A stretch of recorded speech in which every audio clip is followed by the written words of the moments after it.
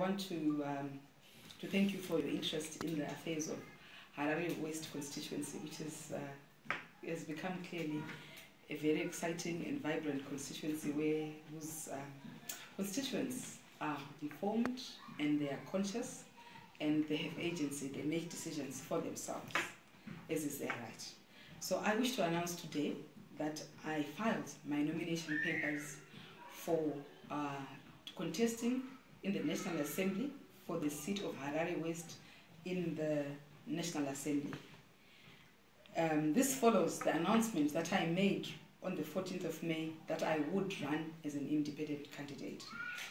And I find it important as well to put paid reports that have been circulating in the media and even suggestions that the MDC, which is my party, which I am a founding member of, has negotiated with me following my notice to the party that I was withdrawing from the primary elections because of gross irregularities that I tabled to the party that were manipulating the election into a farce and indeed even a lottery.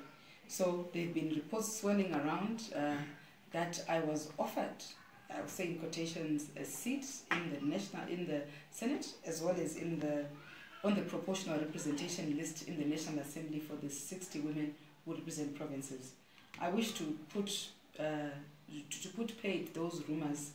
It is simply not true that the MDC ever negotiated with me regarding my decision, first to withdraw from the sham elections, and secondly to announce that I'm running as an independent.